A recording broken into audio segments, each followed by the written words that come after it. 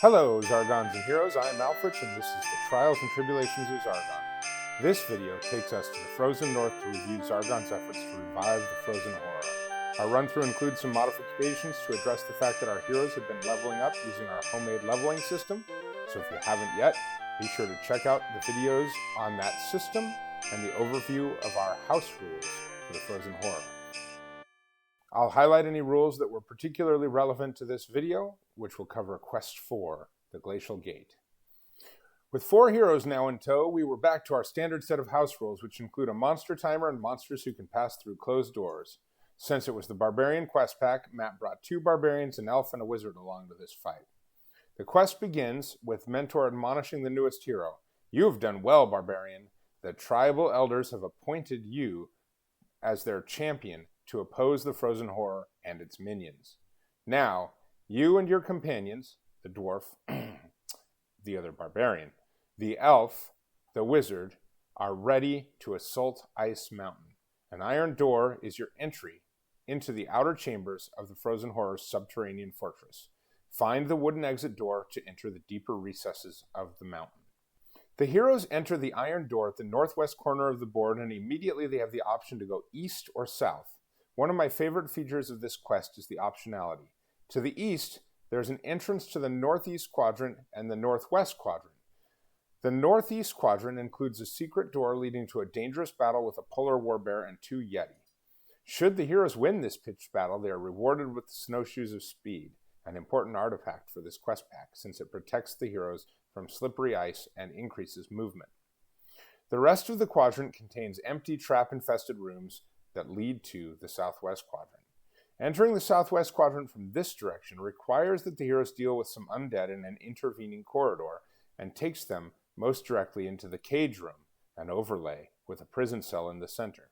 This particular cage room contains a pathetic ice gremlin looking for help. It's a trap. The gremlin, when freed, steals equipment and runs off. The lesson? Don't listen to monsters, just kill them. Heroes continuing on in this quadrant do, however, get a pile of cash and a spell scroll for their trouble, and the rest of their trouble is traps, orcs, and goblins. The latter, no real trouble, but some of the former unavoidable even with a dwarf or a toolkit. Though my heroes had even more trouble with them, since they had neither. If the heroes take the western corridor south from the iron door, they can enter this southwest quadrant from the south and take a different path through it, or bypass both quadrants entirely and take the central corridor north, where they can fight through a central chamber, or go around the central chamber to the east down a slide to the entrance of the northeast quadrant. More on that location in a minute. The central chamber can be eliminated as a necessary location to visit, but if the heroes do, they face a pretty difficult fight against Chaos Warriors, a gargoyle, and 3 orbs. If the heroes go east from the iron door to the farthest door from the entrance, they encounter 2 mummies standing on an ice ledge near the crevasse. Should the heroes traverse this room, they risk death in the crevasse, but they can also shortcut the entire dungeon this way, bypassing 2 quadrants to speed to the ice slide and onward to the wooden door. At the bottom of the ice slide, the heroes can enter the northeastern quadrant, where they'll fight several pitched battles with mercenaries and warbears before escaping through the wooden door. As complex as this quest design is to explain verbally, I think it's pretty strong. One of the indicators of that was that when we played, the heroes opened the door to the crevasse room, took one look into the chasm, and decided there was no way they were crossing it. They turned around and they went the other way. They were able to see danger, assess it, and decide to choose a different option.